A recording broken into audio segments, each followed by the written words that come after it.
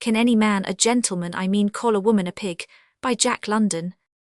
The little man flung this challenge forth to the whole group, then leaned back in his deck chair, sipping lemonade with an air commingled of certitude and watchful belligerence. Nobody made answer. They were used to the little man and his sudden passions and high elevations. I repeat, it was in my presence that he said a certain lady, whom none of you knows, was a pig. He did not say swine. He grossly said that she was a pig, and I hold that no man who is a man could possibly make such a remark about any woman. Dr. Dawson puffed stolidly at his black pipe.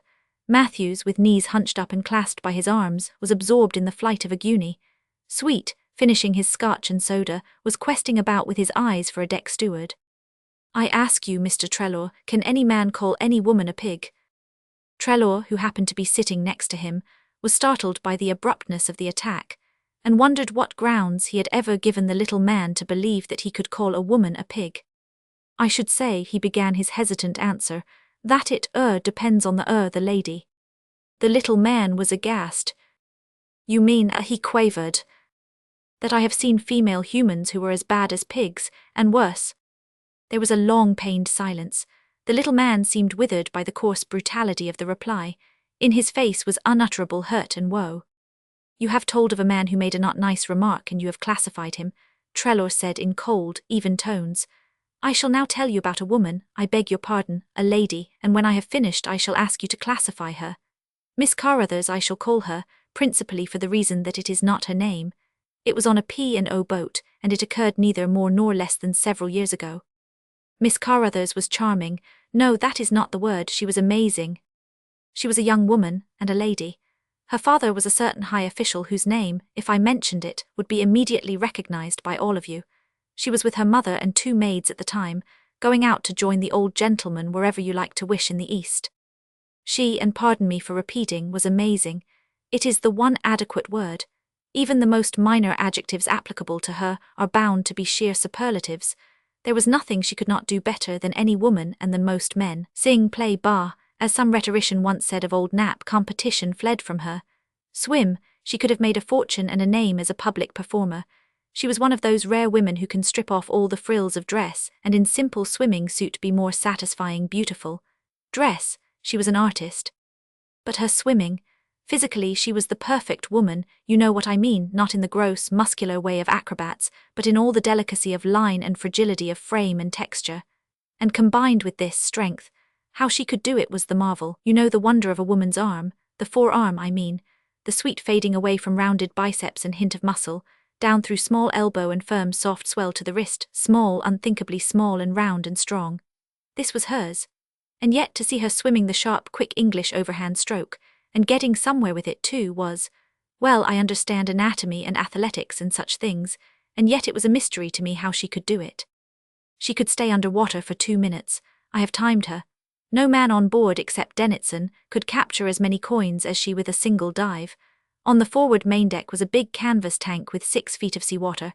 We used to toss small coins into it. I have seen her dive from the bridge deck, no mean feat in itself, into that 6 feet of water and fetch up no less than 47 coins, scattered willy-nilly over the whole bottom of the tank. Dennison, a quiet young Englishman, never exceeded her in this, though he made it a point always to tie her score. She was a sea-woman, true, but she was a land-woman, a horsewoman, she was the universal woman. To see her, all softness of soft dress, surrounded by 6 eager men, languidly careless of them all or flashing brightness and wit on them, and at them and through them, one would fancy she was good for nothing else in the world. At such moments I have compelled myself to remember her score of 47 coins from the bottom of the swimming tank. But that was she, the everlasting wonder of a woman who did all things well. She fascinated every betrousered human around her. She had me, and I don't mind confessing it, she bade me to heel along with the rest. Young puppies and old grey dogs who ought to have known better. Oh, they all came up and crawled around her skirts and whined and fawned when she whistled. They were all guilty, from young Ardmore, a pink cherub of 19 outward bound for some clerkship in the consular service, to old Captain Bentley, grizzled and sea-worn, and as emotional to look at as a Chinese Joss. There was a nice middle-aged chap, Perkins, I believe, who forgot his wife was on board until Miss Carruthers sent him to the right about and back where he belonged. Men were wax in her hands. She melted them, or softly moulded them, or incinerated them as she pleased. There wasn't a steward, even grand and remote as she was, who, at her bidding, would have hesitated to souse the old man himself with a plate of soup. You have all seen such women, a sort of world's desire to all men. As a man-conqueror she was supreme. She was a whiplash, a sting and a flame, an electric spark. Oh, believe me, at times there were flashes of will that scorched through her beauty and seduction and smote a victim into blank and shivering idiocy and fear. And don't fail to mark in the light of what is to come that she was a prideful woman. Pride of race, pride of caste, pride of sex, pride of power. She had it all, a pride strange and willful and terrible. She ran the ship, she ran the voyage, she ran everything, and she ran Dennison. That he had outdistanced the pack even the least wise of us admitted. That she liked him, and that this feeling was growing, there was not a doubt. I am certain that she looked on him with kinder eyes than she had ever looked with on man before. We still worshipped, and were always hanging about waiting to be whistled up, though we knew that Dennison was laps and laps ahead of us. What might have happened we shall never know, for we came to Colombo and something else happened. You know Colombo, and how the native boys dive for coins in the shark-infested bay. Of course, it is only among the ground sharks and fish sharks that they venture. It is almost uncanny the way they know sharks and can sense the presence of a real killer, a tiger shark, for instance, or a grey nurse strayed up from Australian waters. Let such a shark appear, and long before the passengers can guess, every mother's son of them is out of the water in a wild scramble for safety. It was after tiffin, and Miss Carruthers was holding her usual court under the deck awnings. Old Captain Bentley had just been whistled up, and had granted her what he never granted before, nor since, permission for the boys to come up on the promenade deck. You see, Miss Carruthers was a swimmer and she was interested.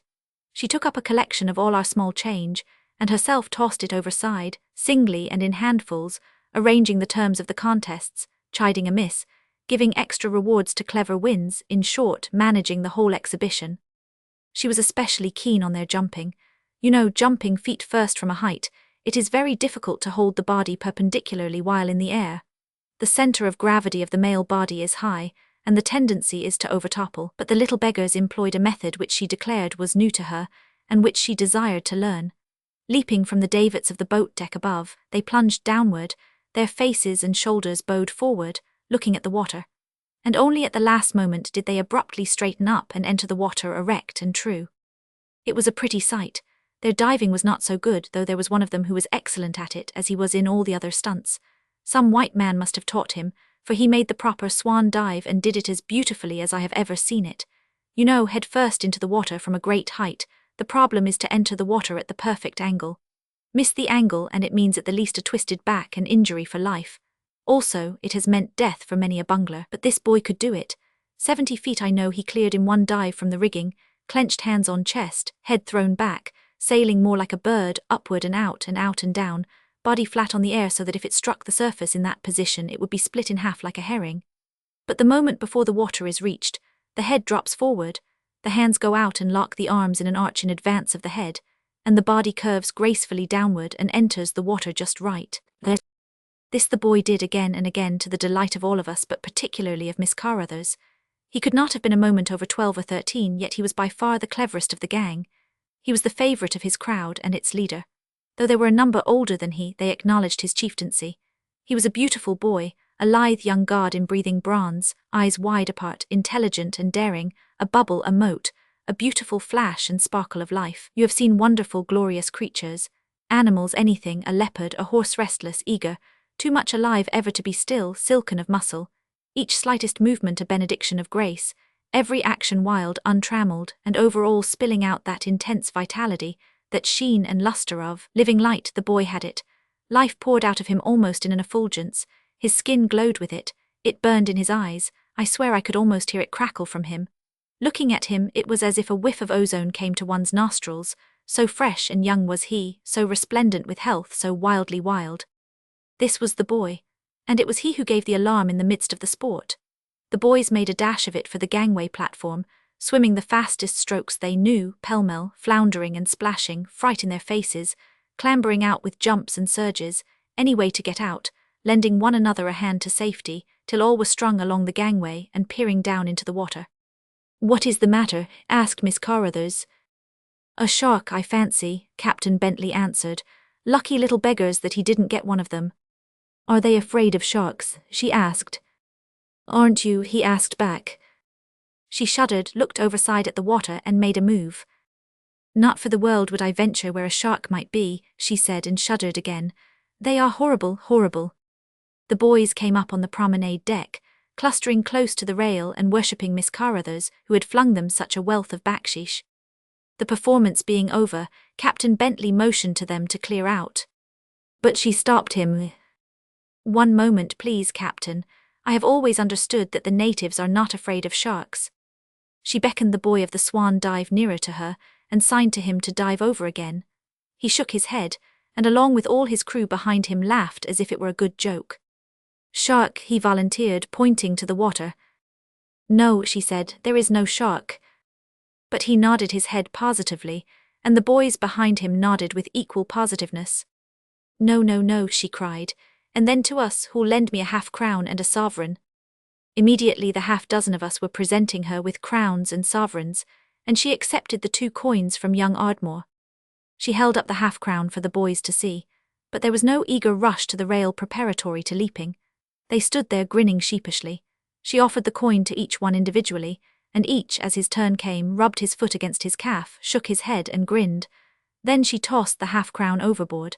With wistful, regretful faces they watched its silver flight through the air, but not one moved to follow it.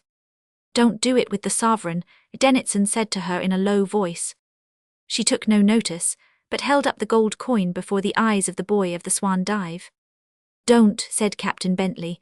"I wouldn't throw a sick cat overside with a shark around." But she laughed, bent on her purpose, and continued to dazzle the boy. "Don't tempt him," Dennison urged. "It is a fortune to him and he might go over after it."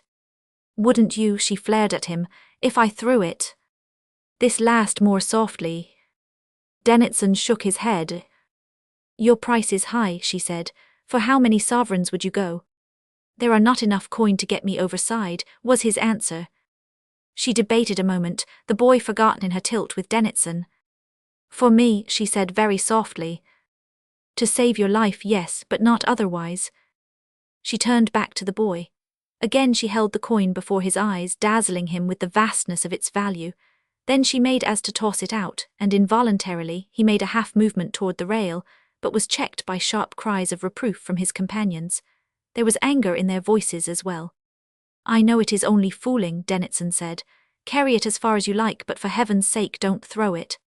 Whether it was that strange willfulness of hers, or whether she doubted the boy could be persuaded, there is no telling. It was unexpected to all of us. Out from the shade of the awning, the coin flashed golden in the blaze of sunshine, and fell toward the sea in a glittering arch. Before a hand could stay him, the boy was over the rail and curving beautifully downward after the coin. Both were in the air at the same time. It was a pretty sight. The sovereign cut the water sharply, and at the very spot, almost at the same instant, with scarcely a splash, the boy entered. From the quicker-eyed black boys watching came an exclamation. We were all at the railing. Don't tell me it is necessary for a shark to turn on its back. That one did not. In the clear water from the height we were above it, we saw everything. The shark was a big brute, and with one drive he cut the boy squarely in half. There was a murmur or something from among us. Who made it I did not know. It might have been I, and then there was silence. Miss Carruthers was the first to speak. Her face was deathly white.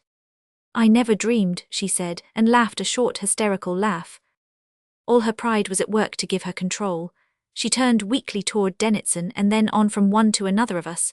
In her eyes was a terrible sickness and her lips were trembling. We were brutes. Oh, I know it now that I look back upon it. But we did nothing. "Mr. Dennison," she said, "Tom, won't you take me below?" He never changed the direction of his gaze, which was the bleakest I have ever seen in a man's face, nor did he move an eyelid. He took a cigarette from his case and lighted it. Captain Bentley made a nasty sound in his throat and spat overboard. That was all, that and the silence.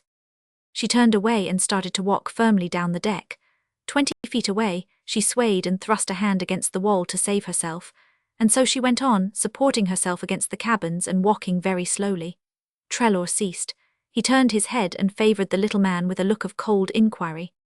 "Well," he said finally, "classify her." The little man gulped and swallowed. "I have nothing to say," he said. "I have nothing whatever to say."